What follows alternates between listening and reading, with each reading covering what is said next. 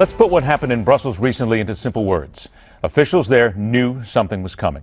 They saw the world around them changing. They ignored plenty of warning signs. People died horribly. And now they are seeking to cover their sanctimonious derrieres, seeking to blame anyone else for their mistakes. Look, mistakes are made. People are not perfect. But there are two specific facets of this attack everyone involved knew were issues that could cost lives. And they, like so many before them, have blood on their hands that should and could have been avoided. Welcome back to retired U.S. Army Colonel, former congressional candidate, and current commentator on that juncture of politics and the military, Colonel Patrick Murray. Colonel Murray, always a pleasure to get a chance to talk with you. Two things I'm going to talk about here. And the first one is airport security. Before I even come to what's happened recently in a couple of instances around the world, let's go to Brussels. You know that the terrorists want to come after you. You know that airports are vulnerable. They know that there's people all over the airport in easy places to get to. Why are we still talking about this? I mean, seriously, why are we still asking the questions about things that weren't done? Well, that's exactly it, Ed, and good evening. Thanks for having me on. Look, the Turks identified one of these suicide bombers to the Belgians last summer. They rolled him up going through the border. He was going from Turkey to Syria. He wasn't going there for vacation.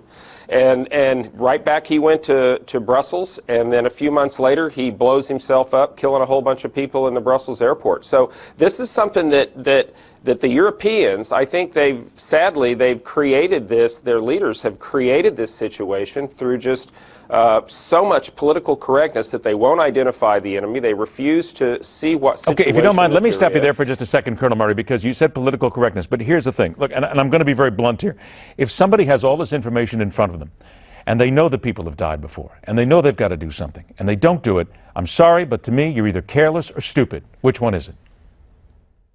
Well, you can assess blame either way, because both of those are valid. And the fact is, look, the Turks identified this guy. He went back to Belgium. Belgium said, well, you know, we don't have any hard paper on this guy that he's a terrorist. But at a minimum, Ed, you need to track him. You need to watch him like a hawk, because you know that he's just come out of Syria, and he's coming back to your homeland. He's right back in that dangerous neighborhood of Molenbeek, where so much of this originates out of. It's just so distressing that we keep asking the same questions, and these people are not giving us answers. Here's number two, the second part of this, the lack of criminal background checks. Look, Colonel Murray, we've heard this before. We heard this 2 years ago, 5 years ago, that people who go into airports need better background checks. The airlines themselves, the people that work for them, yet we're still not there. Again, I hate to do this, but I got to come back to stupid or careless. Well, yeah, and I think you're exactly right. There are a lot of, and this is what the Belgian police pointed out about airport employees in Brussels. So many of them do have criminal records, yet they're still employed there, and they don't have the ability or the desire, whether it's whatever you want to call it, to track these people and not to hire them. And I'll tell you what else, Ed, we need to be going to school on this. This is my concern about securing our borders and about whether or not we want to continue to bring in a lot of Syrian refugees that we don't have any way to track. We don't know what they're coming from, what their situation is from the background. Look, we're at war. ISIS, your enemy gets a vote, Ed. Yes. ISIS has told us what they're going to do. They're doing it in Europe right now. I'm afraid to say they're going to do it again in Europe, and they're trying to do it here. And what really concerns people is, open our eyes. You're right, but what concerns me and so many other people, desire, that people don't have the desire to do better at this. That's a little frightening. Okay, I got about 60 seconds left. I need your comment on this. Here's an exchange between Donald Trump, the Republican nominee leader, and MSNBC's Chris Matthews about using nuclear weapons in the Middle East, and listen to where the conversation goes. I was against Iraq. I'd be the last one to use the nuclear weapons. So can you take it off the table that's now? sort of like the end of the ballgame. Can you tell the Middle East we're not using the nuclear weapon? I would never say that. I would never take any of my cards off the table. How about Europe? We won't use it in Europe. I'm not going to take it off the table. You might use it in Europe? No, I don't think so. But I'm not just say it. I'll never use a nuclear weapon in Europe. I am not taking cards off the table. I'm not going to use nukes, but I'm not taking any cards off the table. The trouble is this.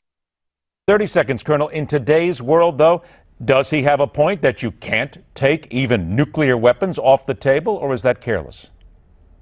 Well, Ed, look, I'm working on interpreting Trump, speaking Trumpese, but at the same time, that whole interview, come on, that was a gotcha interview, from the abortion question to the nuclear weapons question to the Geneva Conventions and everything else. The fact is that we have nuclear weapons. That's part of our defense capability that we have against what used to be the Soviet Union and Russia, who still has that. And so it's not a matter of saying no, we're never going to use this or anything else. It's just a matter of saying we need to exercise peace through strength. But in your estimation, then he's right when he says you can't take it off the table. You can't show your cards. You agree with that? I do agree with that. Okay. Look, we have That's them fair. for a reason, and yeah. That's fair, because quite frankly, we don't know what the other guys have sometimes. And this discussion is going to go on for a long time, too. Colonel Patrick Murray, always a pleasure, my friend. Thanks for joining us. Like an old comfortable pair of slippers, no one can shake off Bernie Sanders. And John Kasich believes he has a lot in common with his challenger. The Political Animal is next.